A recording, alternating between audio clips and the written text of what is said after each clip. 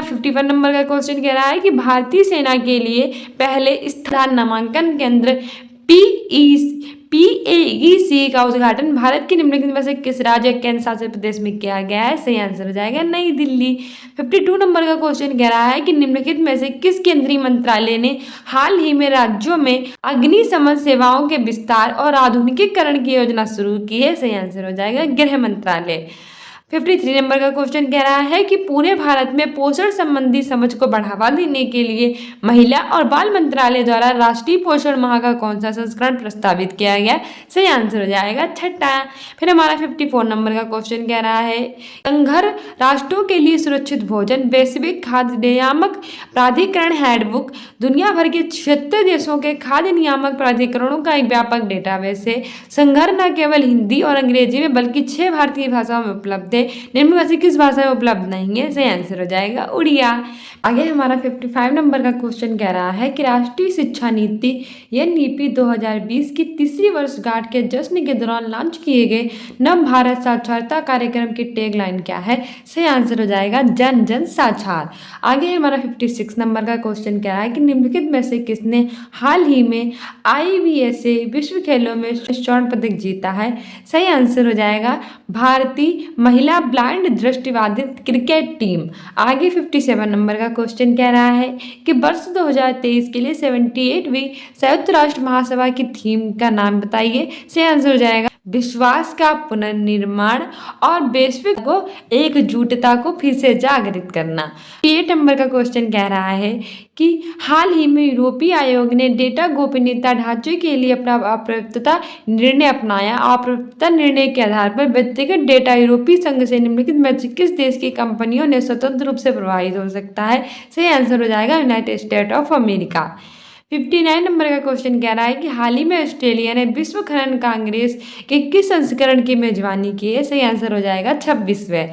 60 number का question कह रहा है कि जिम स्केया को 26 जुलाई 2023 को नैरोबी केन्या में आयोजित IPCC के 59वें सत्र में 7वें मूल्यांकन चक्र के लिए IPCC जलवायु परिवर्तन पर अंतर सरकारी पैनल अध्यक्ष के लिए चुना गया।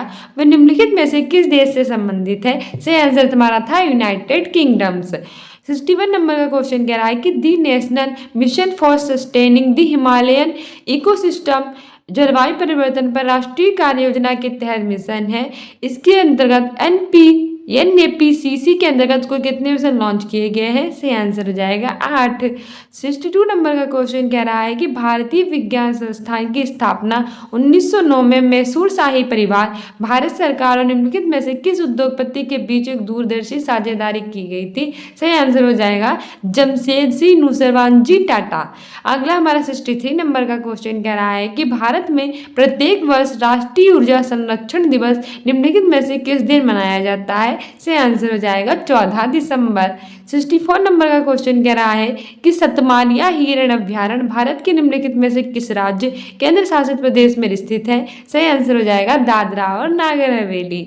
65 नंबर का क्वेश्चन कह रहा है कि निम्नलिखित में से कौन सा भारत के राष्ट्रपति के चुनाव के लिए निर्वाचन मंडल का गठन नहीं करता है? सही आंसर हो जाएगा विधान परिषद के निर्वाचित सदस्य। 66 नंबर का क्वेश्चन कह रहा है कि पांगी घाटी निम्नलिखित में से किस राज्य केंद्र शासित प्रदेश में है? सही आंसर हो जाएगा हिमाचल प्रदेश। 68 नंबर का क्वेश्चन कह रहा है कि निम्नलिखित में से कौन सी कोमोरास संघ की राजधानी है? सही आंसर हो जाएगा मोरोनी।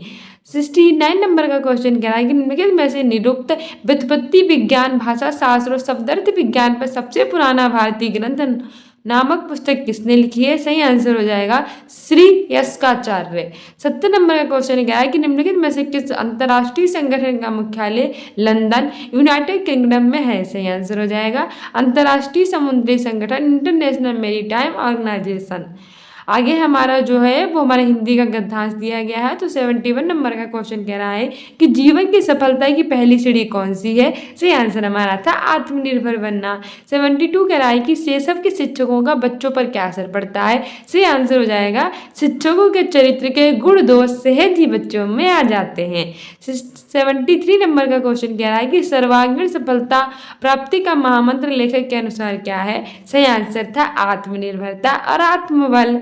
74 नंबर का क्वेश्चन है कि स्वार्थ में तथा स्थिर शब्दों के विलोम रूप क्या थे? इससे आंसर था निस्वार्थ और गतिहीन। 75 कह रहा है कि सफलता, कार्य और आत्मनिर्भरता शब्दों के लिए लिंग क्रमशः है। इससे आंसर हो जाएगा स्त्रीलिंग, पुल्लिंग और स्त्रीलिंग। आगे भी हमारा गद्यांश है। तो 76 नंबर का क्वेश्चन कह रहा है कि देह व्याधि के निराकरण के बारे में संघमित्र का क्या विचार था? सही आंसर हो जाएगा संघमित्र देह व्याधि से मुक्ति भगवान की शरण को मानते थे। 77 है कि संघमित्रा और मृत्युंजय के विषय में कौन सा विकल्प सही है? सही आंसर हो जाएगा मित्र होते हुए उन दोनों के जीवन सिद्धांत विपरीत थे।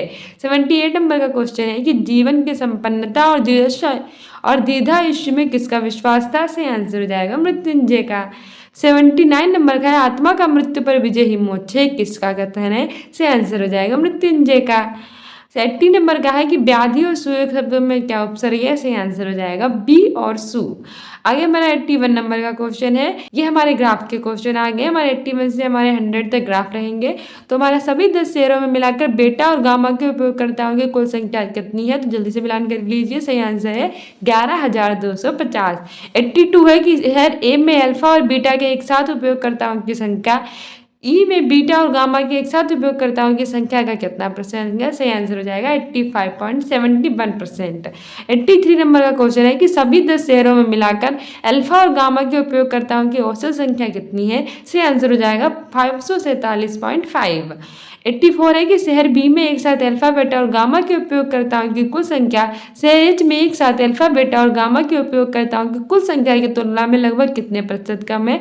सही आंसर हो जाएगा 21.05%। 85 नंबर का क्वेश्चन कह रहा है कि शेयर डी में एक साथ अल्फा बीटा और गामा के उपयोगकर्ताओं की संख्या का शेयर आई में एक साथ बीटा और गामा के उपयोगकर्ताओं की संख्या से अनुपात क्या है? सही आंसर हो जाएगा 21:11। आगे हमारा दूसरा ग्राफ कह रहा है कि विद्यालय में कुल विद्यार्थियों की संख्या 2200 वाला। 86 नंबर का है कि शेयर कक्षा 6 और कक्षा 9 में मिलाकर विद्यार्थियों की कुल संख्या कक्षा 10 में विद्यार्थियों की कुल संख्या से लगभग कितने प्रतिशत अधिक है? सही आंसर हो जाएगा 187%। 87 है कक्षा 6 में लड़कों का लड़कियों से अनुपात 6.5 है और कक्षा 6 में लड़कियों की कुल संख्या कक्षा 7 में लड़कियों की कुल संख्या से 50 कम है। तो कक्षा 6 से कक्षा 7 में लड़कियों की कुल संख्या का अनुपात ज्ञात कीजिए। सही अनुपात हो जाएगा 5:6। 88 नंबर का है कि 2024 में कक्षा 6 और कक्षा 7 प्रत्येक में छात्रों की कुल संख्या में 10% की वृद्धि होती है और कक्षा 10 में छात्रों की कुल संख्या में 20% की कमी होती है। तो 2023 में कक्षा 6 और 7 में मिलाकर छात्रों की कुल संख्या 2024 में कक्षा 10 में छात्रों की कुल संख्या के बीच अंतर क्या है? सही आंसर हो जाएगा 946। आगे हमारा 89 नंबर का क्वेश्चन कह रहा है कि कक्षा 8 में लड़कों की कुल संख्या x है और कक्षा 9 में लड़कों की कुल संख्या x + 40 है। यदि कक्षा 8 और कक्षा 9 में मिलाकर लड़कों की कुल संख्या 120 है तो x का मान ज्ञात करो। सही आंसर हो जाएगा 250। नंबर का क्वेश्चन कह रहा है कि कक्षा 7 और कक्षा 8 में मिलाकर छात्रों की कुल संख्या और कक्षा 9 और कक्षा 10 में मिलाकर छात्रों की कुल संख्या के बीच कितना अंतर है? सही आंसर हो जाएगा 198। फिर हमारा तीसरा भी ग्राफ आ गया है और ये हमारा थोड़ा वित्त पोषण वाला है। केंद्र का सकल वित्तीय घाटा और उसका वित्त पोषण वाला, तो जल्दी से मिलान कर लो। 91 नंबर का क्वेश्चन कह रहा है कि विगत वर्षों में बाजार उधार का औसत कुल वित्तीय घाटे का लगभग कितना प्रतिशत है? सही आंसर हो जाएगा 9.57%। 92 नंबर का क्वेश्चन कह रहा है कि 2015-16 से 2019-20 का औसत बचत घाटा करोड़ों में कितना है? सही आंसर हो जाएगा 8,337 करोड़।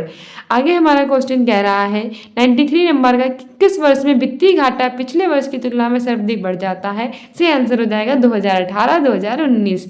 95 नंबर का क्वेश्चन कह रहा है कि कितने वर्षों के लिए वित्तीय घाटे और बाजार उधार का अनुपात 2 से अधिक रहा है? सही आंसर हो जाएगा 3। और हमारा ये लास्ट है, जल्दी से ग्राफ है, समझ लीजिए। ये हमारा है 96 नंबर का, ये सूद का छूट % और लाभ % समान है तो सूद का अनुमानित अंकित मूल्य कितना है? सही आंसर हो जाएगा 3,478।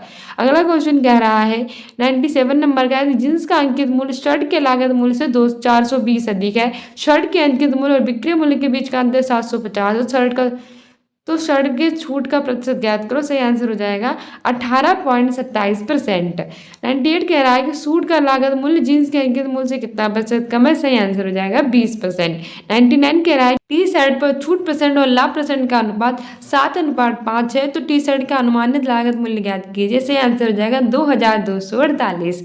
और हमारा 100 नंबर का लास्ट क्वेश्चन कह रहा है कि यदि जींस और साड़ी के लागत मूल्य का अनुपात 4:5 है, तो साड़ी पर अनुमानित छूट ज्ञात कीजिए। सही आंसर हो जाएगा 1.32%। तो फाइनली हमारी रिवाइज आंसर की थी, जो फाइनली हमारी यूपी प्लस पैट के 29 अक्टूबर 2023 की फर्स्ट शिफ्ट के आंसर की थी। आई होप आपने मिलान कर लिए होंगे कितने सही और कितने गलत। जो पूरी आंसर की है हम जल्दी से करवा देंगे अपने इस चैनल पे, जिससे आप अच्छे से मिलान कर ले। तो मैंने आपको अर्ली जल्दी से करवा लिया है कि आप मिलान कर सके।